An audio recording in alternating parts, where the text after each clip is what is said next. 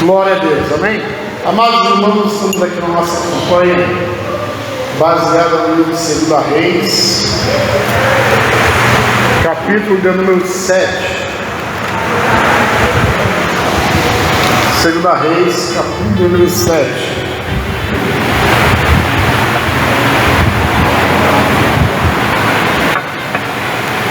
Glória a Deus.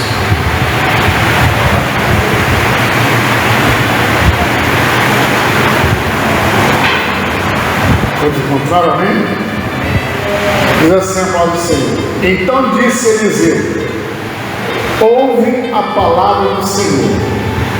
Assim diz o Senhor: amanhã, quase a este tempo, uma medida de farinha virá por um ciclo e 2 medidas de cevada por um ciclo, à porta de Samaria.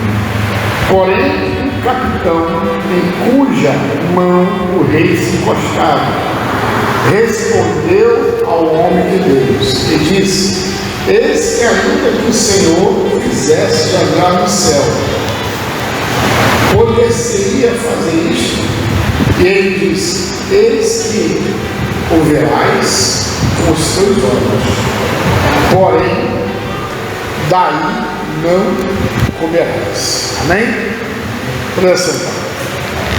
Amados e queridos irmãos, eu confesso que eu não preparei nada, porque estava esperando a irmã que ia vir pregar, mas não pôde vir, então glória a Deus. Meus queridos, Israel passava por uma grave crise. Havia o rei, salvo engano, acho que é o rei da Síria. Eles haviam cercado Samaria. E eles, como não podiam entrar na cidade, qual era a tática militar que eles faziam? Eles esgotavam o povo dos seus viveiros. Não entrava e não saía nada da cidade. E a cidade, conforme ela estava cercada, ela tinha lá o seu estoque de comida. Passou-se uma semana, passou-se 2 meses, 3 meses.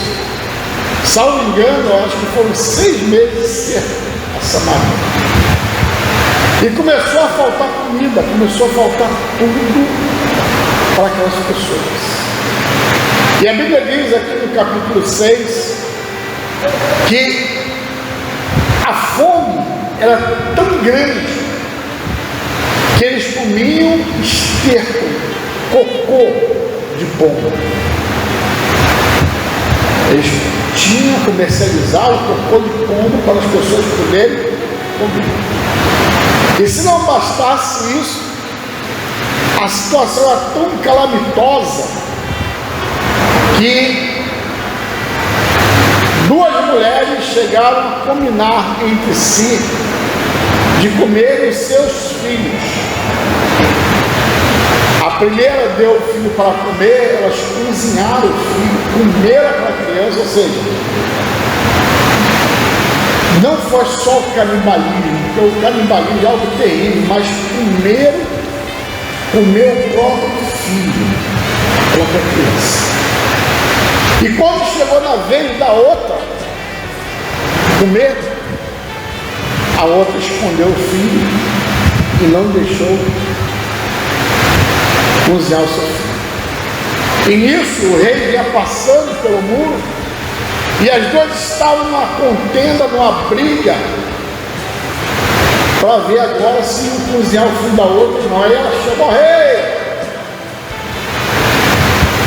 ela aqui, rei, combinou comigo de nós comermos o filho dela, perdão, comemos um filho e tal, um da outra. Eu cozinhei meu filho, nós comemos. Agora quando chegou na vez de ela cozinhar o filho dela, ela não quer. A Bíblia diz que o rei então rasgou as suas vestes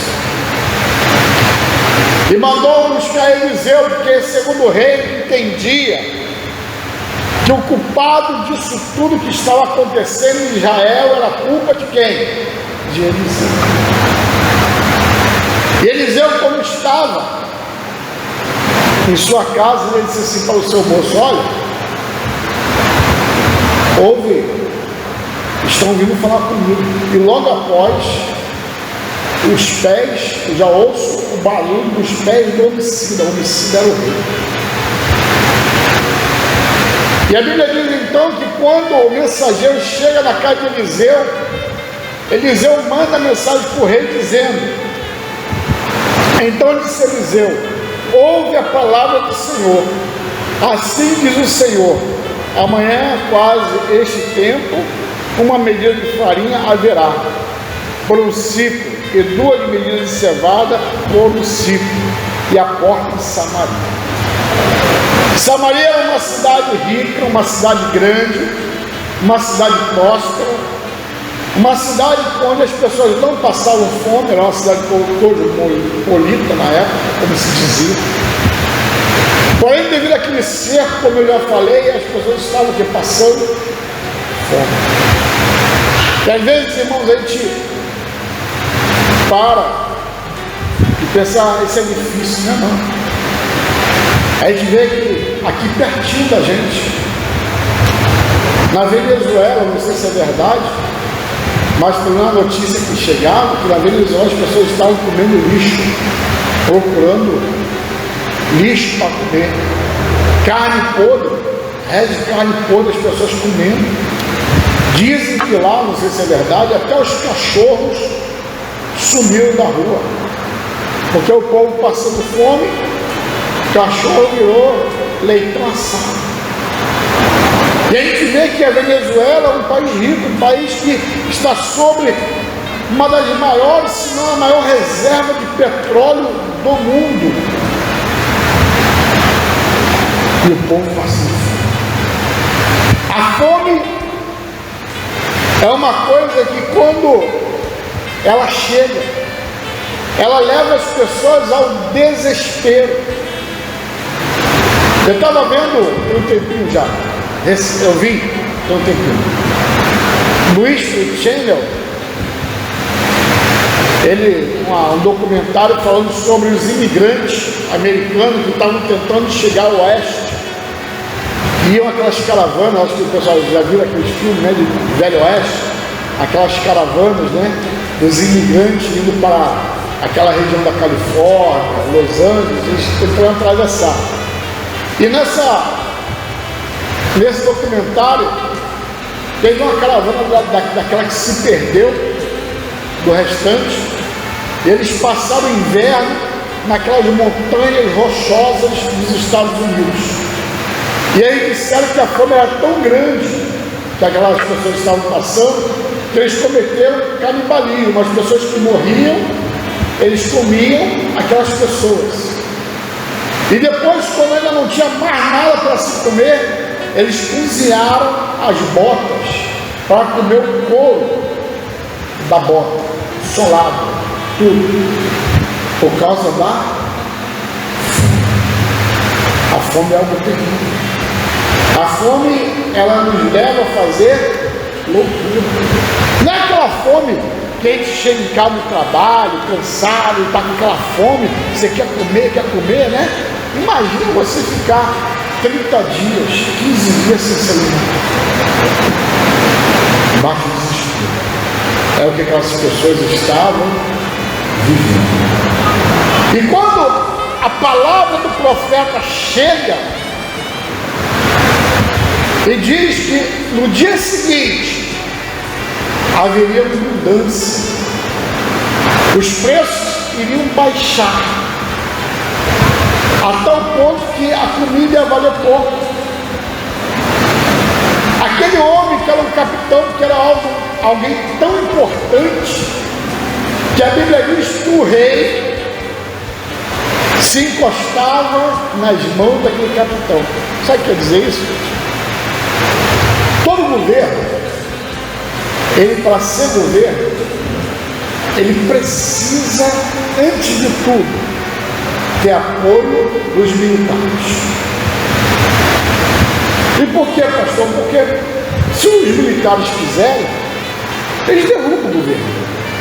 E por quê? Porque eles têm a força, eles têm as armas, eles podem fazer isso se quiserem. A mesma coisa foi aqui. O rei, para poder ser rei, ele tinha que ter apoio de quem?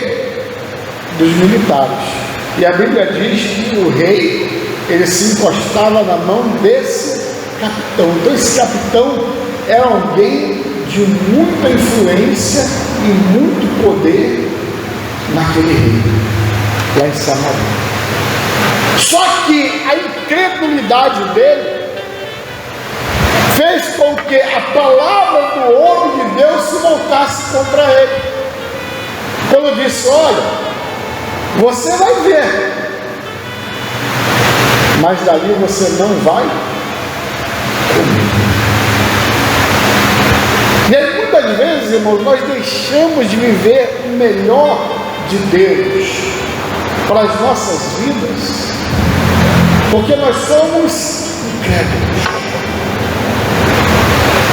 Muitas vezes Deus diz assim: olha, eu vou abrir a porta, eu vou fazer, vai acontecer, eu vou curar, sabe, você vai prosperar, sabe, vou salvar sua família. Deus faz em promessas, mas assim, vai nada. Aquele meu primo, cachaceiro, maconheiro, aqui não tem jeito não. E aquela minha irmã, trambiqueira, passa a perna em todo mundo, não tem jeito não. Mas se Jesus disse que vai salvar, ele salva. Se Jesus disse assim: olha, você vai passar num concurso público, você não, eu vou nada, sou burro, vou nada. Você já está colocando limites para Deus. Só que para Deus não há limite. Para Deus não há o impossível, porque Ele é o possível. Para Deus não há nada difícil. Para Deus não há nada que não possa acontecer. Para Deus não há nada que Ele não possa fazer. Porque Ele é o Deus do impossível. E quando nós passamos a exercitar a nossa fé e a crermos e deixarmos Deus operar na nossa vida, Deus começa a mover o mundo espiritual. Eu já falei aqui na igreja muitas vezes que tudo que acontece no mundo material, primeiro ele acontece no mundo espiritual. Tudo, não tem nada que aconteça no mundo material sem que antes tivesse tido legalidade para acontecer no mundo espiritual. Até as provas que nós passamos, a dificuldade, a doença, tudo, é porque primeiro foi permitido no plano espiritual. Então, quando nós limitamos o agir de Deus, nós não deixamos só de viver o melhor desta vida, mas também nós estamos diminuindo o poder de Deus. Esse homem, esse capitão, ele não precisava ter morrido naquele dia.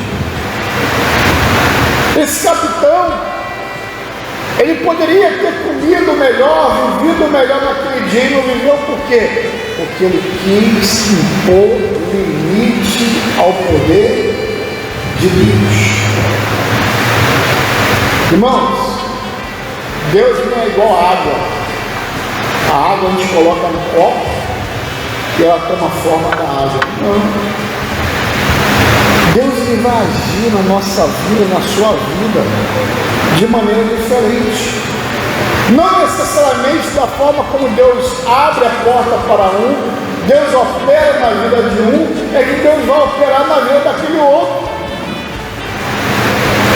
Não necessariamente que Deus faz na tua vida, Deus vai fazer na minha, o que Deus faz na minha, vai fazer na sua, porque cada um de nós somos uma pessoa única. Você é único. Deus, quando Ele te chamou pelo seu nome, porque Ele conhece você. Porque Deus sabe o que você precisa, Deus sabe o que você necessita, Deus sabe aquilo que você está passando. Foi igual aqui. O povo estava passando por uma dificuldade tremenda. Havia fome, havia escassez. Mas Deus usou o nome de Deus para dizer: olha, amanhã. Hoje é que dia? Quinta-feira, dia 2. Amanhã não é o dia 4, não é o dia 5, não é o dia 6, é amanhã, dia 3. Se você quer e esperar o milagre de Deus na sua vida, pode acontecer amanhã, dia 3. Amanhã, de repente, aquele telefone que você está precisando vai tocar. Ô fulano, pode vir trabalhar. Ó, estou abrindo a porta, pode vir. Amanhã, quem sabe, aquele telefonema pode tocar e um contrato na tua vida fechar. Aquilo que você está precisando, aquilo que você quer, aquilo que você ora. Veja bem, a prova que as pessoas estavam passando aqui em Samaria, salvo engano, como eu não estudei, não me preparei para pregar hoje, eu não posso afirmar. Mas salvo engano, eram de 6 meses que as pessoas estavam ali, sofrendo aquele cielo. Talvez o problema na tua vida já esteja um tempo. Talvez a tua oração já esteja um tempo.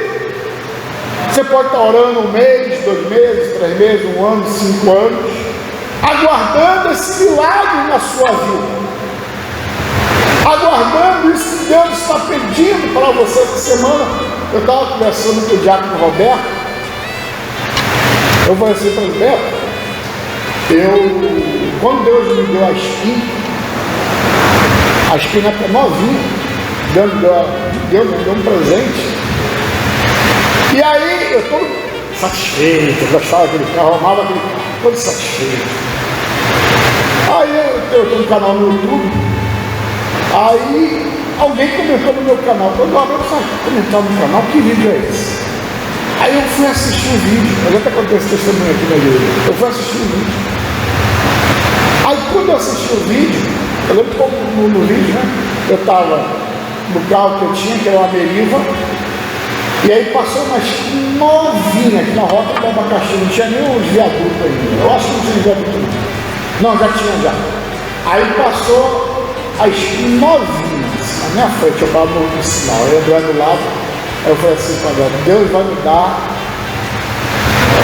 uma graça. Eu sei muito que estou no bolso, Deus vai me dar uma graça. Irmão, sempre assim, né?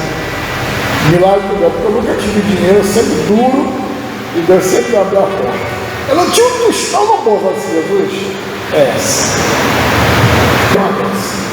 E falei, a pessoa está falando com o Beto, a questão de que Paulo falou, né? Orei 3 vezes. Então o judeu, ele ora e diz assim: Senhor, eu quero esse copo. Pronto. Ele não fica todo dia assim: eu quero esse copo, eu quero esse copo. Ele confia: eu quero esse copo. Ele confia. Deus vai me dar esse copo. E eu disse para André: eu vou me dar uma dessa. Na potência, na dessa. O carro passou 3 anos, e Deus me deu o carro. Mas só que eu esqueci o que eu falei. Aí foi quando Deus usou alguém para entrar no vídeo e comentar alguma coisa, eu reassisti e ver eu falando. Deus vai me dar uma dessa, para saber que foi Ele que me deu. anos estou esperando. Então eu não sei quanto tempo você está esperando. Eu não sei quanto tempo você está orando. Eu não sei quanto tempo você está pedindo. Eu sei te dizer que é amanhã. Porque a palavra de Deus diz que o profeta disse assim: olha, amanhã. E foi o que eu disse: amanhã não é o dia 4, amanhã é dia 3. Amanhã não é dia 5, amanhã não é dia 6, amanhã é dia 3. Então eu creio com a fé que o milagre da tua vida, que você sempre está esperando, é amanhã. Eu creio que domingo é Santa Ceia. E você vai dizer assim: pastor, que não testemunho. Porque o senhor pegou quinta-feira, o senhor disse que era amanhã e foi amanhã. Eu não sei o que é. Eu tenho fé. Você tem fé? Eu tenho fé. Que Deus pode fazer isso na sua vida e na minha vida também. Ah, pastor, mas está difícil, está ruim, não vou conseguir. Vai sim. Não vou não, vai. Aquele povo que estava em Samaria, vocês vão ficar igual o capitão. O capitão vai dizer assim para o homem de José: que nada, que isso é impossível. Não, isso é impossível. Por quê? Porque ele estava vendo e olhando a situação humana. Qual é a situação humana? Havia uma fome terrível em Samaria. Havia um cerco terrível. Ele estava olhando apenas a situação humana. Se você olhar para a situação humana, você não vai conseguir. Se você olhar com os seus olhos carnais, você não vai conseguir. A gente tem que olhar com os olhos espirituais. Esse dia eu estava comentando com minha amiga maravilhosa esposa, que um pessoal amigo nosso fez uma vida. Eu sou frouxo com a dívida, não gosto de dívida. Aí eu disse: rapaz, eu não falei isso não. Ela disse: não, a pessoa tem fé. Eu creio que Deus vai honrar. Amém. Mas eu sou frouxo. Eu odeio dívida. Se eu fizer uma dívida, se eu comprar uma coisa no cartão, eu fico lá preocupado como é que eu vou pagar aquilo. Eu comprei uma coisa esse dia lá, 10 de 300 reais. Jesus. 300 reais, assim, pastor, 300 reais é pouquinho, mas Jesus, me ajuda. Não é porque eu não gosto de dívida, não gosto. Lá, como eu falo, aqui na igreja, a gente não tem dívida. A gente não deve aluguel, a gente não deve água, a gente não deve luz, não deve nada, está tudo pago. Eu não gosto de dívida, né? Para comprar qualquer coisa, a gente procura comprar tudo à vista, junta o dinheiro lá, que vai juntando. Eu estou: Senhor, eu quero comprar um terreno para fazer uma igreja e tal, nem que a gente faça igreja em outro local, mantém aqui, mas eu vou ter igreja em outro local, para a gente ter uma sede própria, né? Mas eu quero fazer tudo sem dívida. É o meu jeito. Mas se Deus te autorizou, Deus mandou, amém. Porque Ele é que dá a semente. É Ele que te dá a proteção. É Ele que abre a porta para você. Eu estava ouvindo um testemunho esses dias, foi até o pastor Cláudio Duarte contando que uma pessoa conhecida dele, olha só que coisa maravilhosa, estamos terminando, estava orando e pedindo a Deus um Corolla. Senhor, eu quero um Corolla. Ele não queria outro carro, queria um Corolla. Senhor, eu quero um Corolla, quero um Corolla. Ele ficou orando. E aí, sabe que Corolla é um carro caro. E aí um dia ele entrou lá, abriu um jornal, acho que foi um jornal, não, acho que não era nem internet, eu não lembro. Foi internet, não sei. E estava lá no anúncio, R$1 o carro. R$1 o carro, R$1. Corolla, R$1. Você vê um anúncio dele, essa daí é golpe. Ou então esse carro não existe, a pessoa está de brincadeira. Como é que a pessoa vai botar um Corolla com R$1? Ele falou, mas sentiu aquele negócio no coração, ligue. Ligou. Aí quando ligou, foi uma senhora que atendeu, meio sem jeito, olha, eu vi esse anúncio aqui, é um Corolla, só está vendendo. Moço, estou vendendo, ninguém ligou até agora, mas o carro está aqui. Esse carro tem algum problema? Não, moço, está com documento, devendo, mundo, não tem nada não. Mas se carro existe, não existe, moço.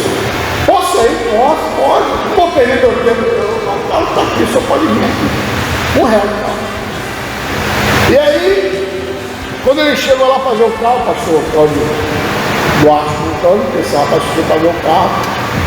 Quando chegou lá o carro bonito, novo, R$1. Ele olhou o carro, falou, moço, qual é esse carro? R$1. Aí ele está perguntando, moça, esse carro é R$1. É R$1.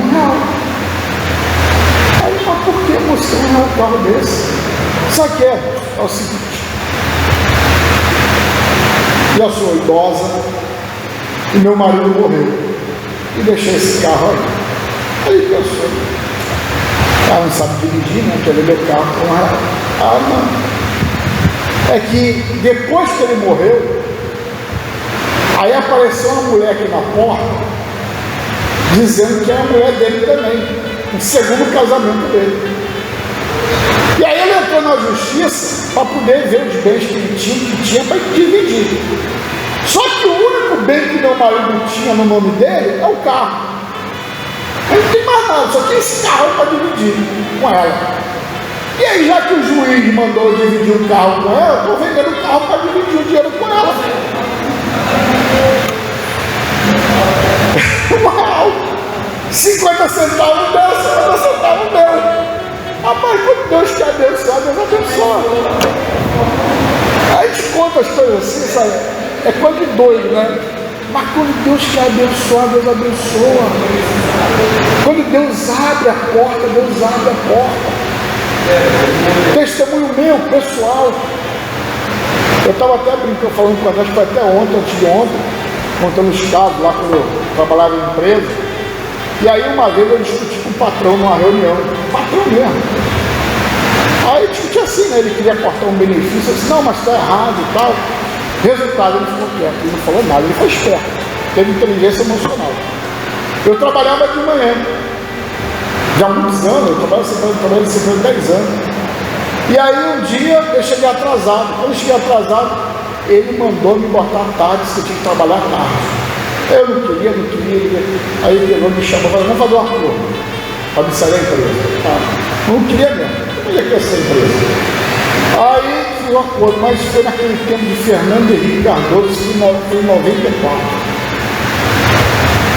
Aquele tempo ruim, não sei se vocês lembram, tudo desempregado, as empresas quebrando, rapaz, isso está hoje, tudo ruim.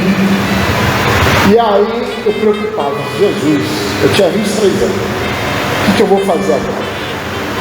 Desempregado, não tinha uma profissão, eu era trabalhador de ônibus, né? Mas só que tinha uma coisa, olha como é que Deus é maravilhoso, Deus faz tudo no tempo certo, na hora certa. Eu vim orando um tempo, pedindo a Deus que abrisse uma porta de emprego para mim, que eu pudesse ganhar mais, que eu queria fazer faculdade. E naquele tempo, irmãos, ou você é filho de papai para entrar numa universidade federal, não era o meu caso, ou você era pobre, tinha que se ganhar todo para poder fazer uma faculdade particular. E era caro. Faculdade particular nos anos 90, quem fazia faculdade, meu amigo, era muito caro. Eu não tinha esse dinheiro. E aí ele me pegou e me mandou embora. Eu desempregado, falei, o que eu faço? Sem brincadeira. Eu não tinha dias que ele me mandou embora, dias, assim, uma semana. Aí eu fui na casa da minha tia, em Rocha Miranda. Aí na volta, eu voltando de ônibus para Nova Iguaçu. Aí eu passei em Bento Ribeiro, um bairro também ali, que é Marechal Hermes, gente chegando do trem. Passando em Bento Ribeiro, aí tinha, essa empresa até acabou, Estrela. Aí estava lá, quando eu passei assim, eu olhei, precisa de motorista. Aí sabe aquele negócio assim? Desça agora. Aí eu pedi o motorista para descer, desceu lá no outro ponto longe, né? Vim andando, voltei andando, era mais ou menos 1 hora da tarde. Aí cheguei na porta, bati. Emprego 1 hora da tarde, o pessoal vai ver emprego de manhã, né? 1 hora da tarde. Aí quando eu falei pro porteiro, não, dá uma vaga para motorista aí, e tal. Você tem carteira D? Tem. Entra. Vai ali, ó. Vai lá naquela cabine lá, pega lá, preenche a ficha lá. Quando eu fui preencher a ficha, aí estava assim, cargo pretendido, com esse Jesus, vou botar cobrador, né? Era empresa de ônibus, era cobrador da outra empresa, vou botar cobrador aqui. Aí o rapaz estava no meu lado e disse, não, você não tem carteira? Tem. Bota motorista. Papai não tem experiência, não. Bota motorista. Aí botei lá, motorista. Rapaz, os caras me chamaram, fiz o teste, dirigindo ao ônibus, me botaram na escolinha para aprender a dirigir ônibus. Passou 45 dias, me deram um emprego lá de motorista de ônibus. Aí eu tinha que receber o segundo desemprego. Outro emprego que eu saí, lembra que eu falei dessa empresa? Resultado, nem segundo desemprego deu tempo de receber. Porque até da entrada do segundo desemprego, tudo já tinha passado o tempo, já estava trabalhando, não tinha mais direito. Então assim como Deus quer fazer, Ele faz. Possa estar a situação difícil que você esteja passando. Possa ser o maior dos problemas que você esteja passando. Se Deus diz assim, ó, é amanhã. Ele fez isso no passado. Ou a gente crê no Deus do presente, ou a gente fica vivendo só na Bíblia. Ah, mas foi no passado. Eu vejo muito dizer. Ah, isso foi no passado. Jesus ressuscitava morto? No passado. Jesus abriu o mar vermelho? No passado. Jesus ressuscitou Lázaro? No passado. Jesus fez o sol parar e a lua se deter? Foi no passado. Não. O Deus que operou esses milagres é o mesmo Deus que opera os milagres de hoje. Você não está perdendo tempo aqui. Está perdendo tempo. Amém? Então que Deus nos abençoe grandemente. Eu vou orar por você agora. Você que acabou de ouvir os testemunhos, a pregação, os louvores e se sentiu tocado por essas mensagens e quer neste momento fazer uma aliança eterna com Cristo, eu quero te convidar nesse momento a você a fechar os seus olhos, encurvar sua cabeça e vamos orar. Pai amado, Pai querido, está, Senhor, essa pessoa, Senhor, que tem se sentido tocado, Senhor, pela Tua palavra, pelos hinos, pelo testemunho, e quer, Senhor, te aceitar como seu único e suficiente Salvador. Ó Pai, te pedimos, ó Deus, escreva o nome dela no livro da vida, ó Deus, e que jamais venha se desviar nem para a direita e nem para a esquerda. Pai, que seja uma constância na Tua palavra. Seu Deus eterno, Pai querido, é o que eu te rogo, Pai, te peço neste momento, por esta vida, em nome do Senhor Jesus. Amém. Sabe que agora o seu nome está escrito no livro da vida e que Deus vai gerar a alegria de salvação no seu coração. Vem estar conosco em uma de nossas programações. Terça às 5h30 da tarde, círculo de oração. Quinta-feira, campanha de milagres às 19h30 e aos domingos às 18 horas, um grande culto pela família, tá bom? Deus te abençoe grandemente. Continue conosco. Esteja sempre aqui ligadinha no canal, que todo dia nós temos algo novo para a sua vida, tá bom? Um beijo no coração. Deus te abençoe.